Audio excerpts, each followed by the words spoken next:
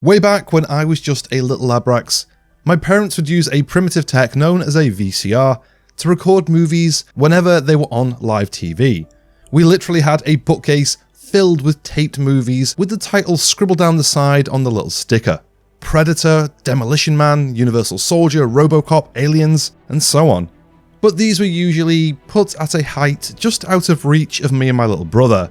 So one day, I decided I was going to scale that bookcase. I climbed it like a ladder, finally getting my little hands on a tape. Starship Troopers. My little mind was blown. I was obsessed with this movie. It had everything. Massive bugs, laser tag, neon violins. I'd even made myself a little Starship Troopers style rifle out of Lego. So as I grew up, I always wanted a good Starship Troopers game, a way to feel what it must have been like being there defending Outpost Whiskey. And my first experience with Starship Troopers Extermination was not that. When you first load up the game, you'll be greeted with a tutorial for the building mechanics.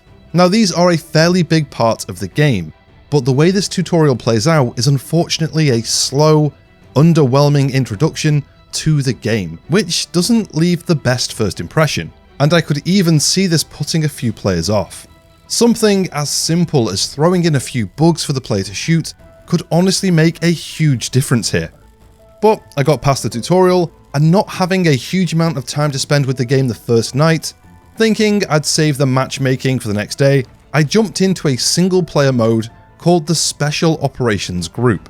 Here, you play through a series of missions given to you by none other than Rico himself. These missions work as a type of extended tutorial with more structure and a bit of narrative. And despite these missions being more focused on combat, they just felt lackluster and a bit dated, to tell you the truth.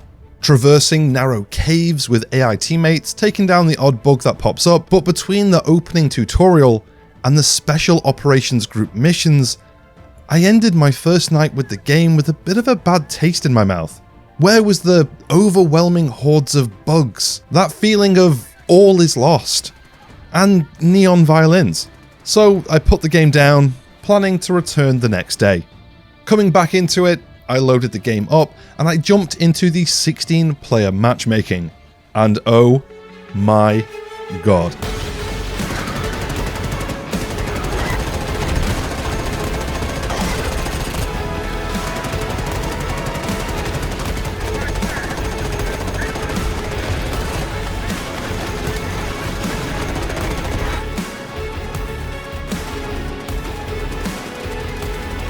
It was like I was there, watching the troopers around me get wiped out as we fought for our lives against waves of never-ending bugs. Having our makeshift outpost swarmed as we gripped our weapons and prayed extraction would get here on time.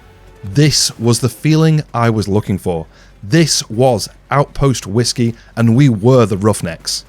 The core of Starship Troopers Extermination is its match-made missions, sending you in with a group of between 4 to 16 other players in a collection of different mission types. To name a few, there's Advance and Secure, which has you capture territory for the Federation before you put together a small base and hold out for extraction. Advance and Secure, or AAS, is a very mobile game mode that has you traveling around a large map, which can leave you pretty vulnerable, and trust me, during this game mode, things can go wrong very fast.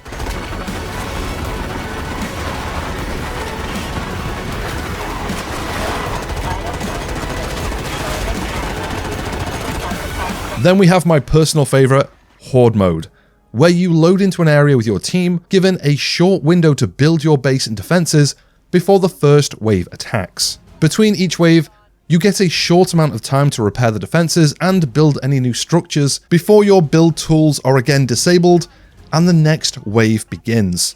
This goes on for 10 escalating waves before making a mad dash to the extraction. Then finally we have Hive Hunt, a small scale mode where you join a group of 4 players to hunt down and wipe out a hive.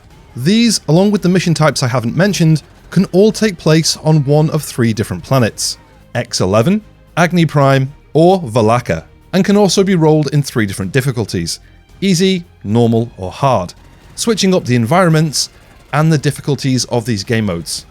Starship Troopers Extermination also gives you plenty of toys to play with in the form of 6 different classes, each with their own weapons, skills, and tools. There's the heavily armoured, heavy weapon wielding Guardian, the Demolisher as the explosives expert, Sniper for long range that also uses a booster jet to get high up for the best views, the Ranger, which is the closest to your standard trooper with assault rifles and a quick boost to help them get out of trouble, the Engineer, who can use a mobile build tool to put things together even when away from a base, and the Medic to help keep troopers in the fight for longer. Chasing that roughneck feeling, I of course went for the Ranger, taking up an assault rifle to feel like a rough and ready trooper.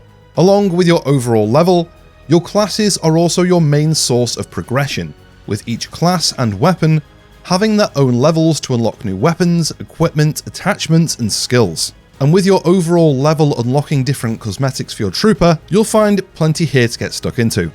Starship Troopers Extermination also caters for players looking for more of a social space, letting you create or join companies of up to 30 people, with these companies functioning as a type of guild system.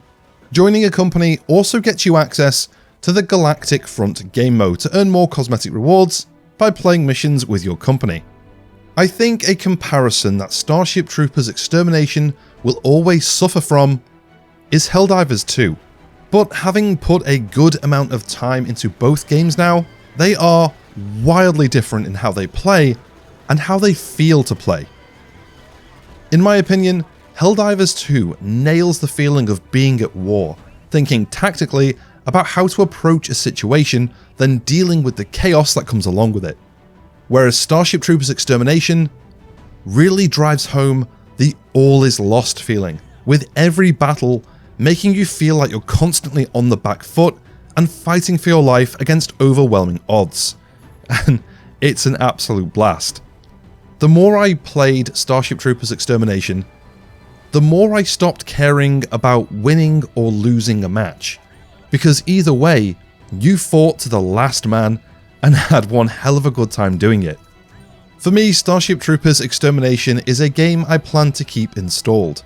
Yes, the opening is a bit of a letdown, and I think it could possibly put off a few people, but the core experience of fighting back waves of bugs with 15 other troopers is some of the most fun I've had in a first-person shooter in a very long time. If you're a Helldivers 2 fan looking for something a little bit different, or if like me you're simply chasing nostalgia, I would recommend picking up Starship Troopers Extermination and doing your part for the Federation. What do you think about Starship Troopers Extermination? Either as a person who's already played it, or somebody seeing it for the first time. Let me know in the comments below. If you enjoyed this video, don't forget to give it a like and subscribe for future uploads.